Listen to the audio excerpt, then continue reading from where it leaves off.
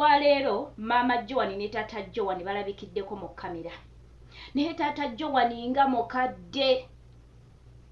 Bannange bulijjo tumubalira mu ttuluba ly'okubeera mu egimenti ya taata wa Aisha. Naye egimenti gy'alimu yakubeera jjajja wa Aisha. Jjajja wa Aisha.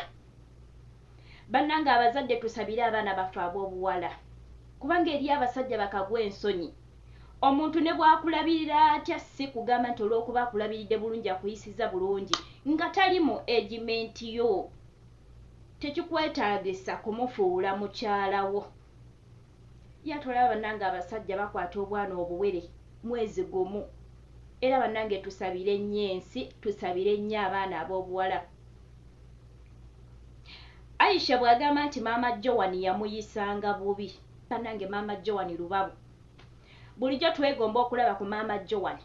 Maama Joan n'enjogera yokka ekulaga nti mukyala si mmere kulya. Engeri gy'afugamu taata Joan, omusajja alinga ali mu kkomera.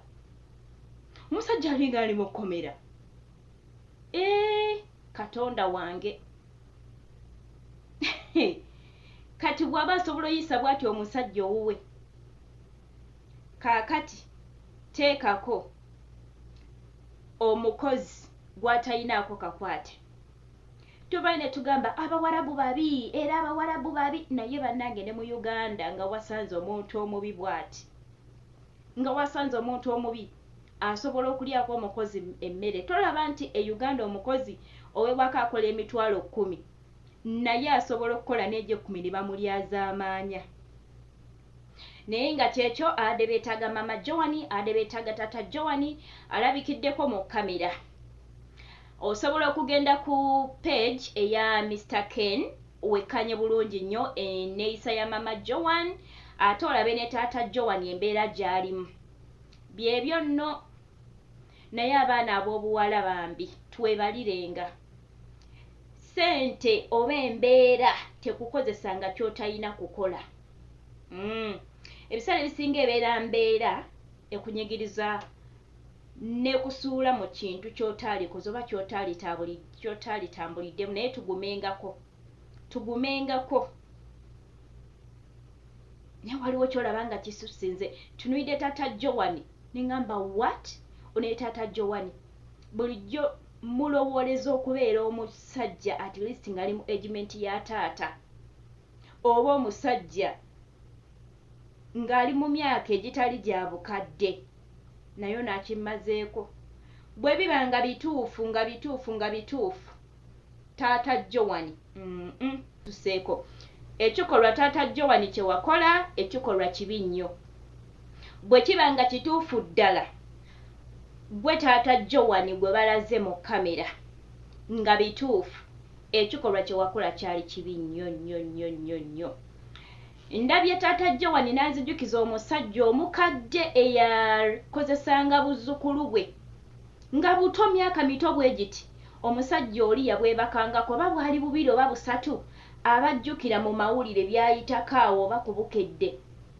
Byakyakanye ebintu ebyo myaka si gya wala nnyo, ng'omusajja muzeeyi ng'ali ku bazzukulu ba muwala we bazaala, ng'omusajja abeeganzikako omu ku omu. Kale bambi abasajja sometimes tugamba nti abakazi tulina ebintu bye tukola ebiwaawaza amatu g'abantu, naye n'abasajja mulimu ekintu ky'okola ekiwaawaza amatu ng'ekyo ekyokwebaka ku baana abato nga buto mutufu nga olabira ddala tekisaanidde. Taata Joan nedda.